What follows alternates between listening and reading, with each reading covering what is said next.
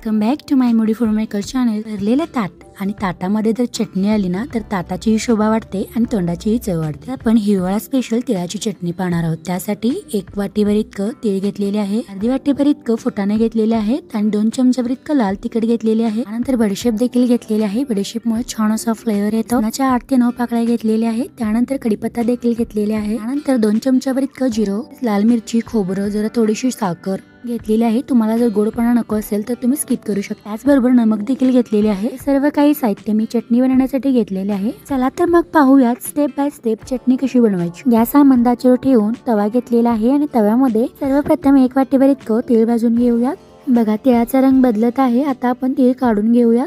त्यानंतर आता तव्यामध्ये लाल मिरची आणि कढीपत्ता छान असं भाजून घेऊया। कढीपत्ता आपण जर आमटीमध्ये आला तर काढून टाकतो। कढीपत्ता घातल्याने खूप छान फ्लेवर देखील येतो आणि आरोग्यासाठीही चांगला आहे। त्यामुळे हे चटणीमध्ये आपण वापरायचं आहे। कढीपत्ता आणि मिरची भाजत असताना आपण आता लगेच फुटाणे टाकून घ्यायचं आहे आणि हे दोन्ही छान असं भाजून घ्यायचे आहे। ऑलरेडी फुटाणे भाजलेले असतात त्यामुळे पटकन लगेच काढून घ्यायचे आहे। त्यानंतर आता त्याच तव्यामध्ये खोबरे आणि लसूण हे दोन्ही छान असं भाजून घेऊया। दोन्ही छान असं भाजत असताना त्यामध्ये आपण जिरे टाकून घेऊया। जिऱ्याचे प्रमाण हे 2 चमचाभर इतकं आहे। बरोबर बडीशेप देखील टाकून घेतलेले आहे। त्यानंतर आता हे सर्व काही छान असं भाजून घ्यायचं आहे आणि पटकन काढून घ्यायचे आहे। भाजलेले साहित्य एका ताटामध्ये छान असं काढून घेतलेले आहे। हे सर्व काही छान असं मिक्सरला लावून घेऊया।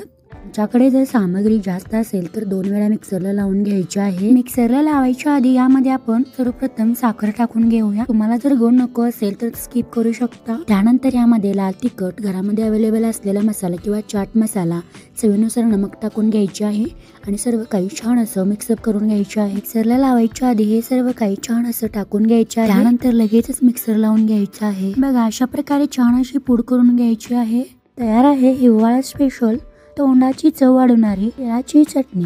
तुम्ही ही रेसिपी घरी नक्कीच ट्राय करा। हा व्हिडिओ आवडल्यास नक्कीच लाईक, शेअर, सबस्क्राईब करा। असेच नवनवीन व्हिडिओ पाहत राहा, खात राहा आणि आनंदी राहा। धन्यवाद।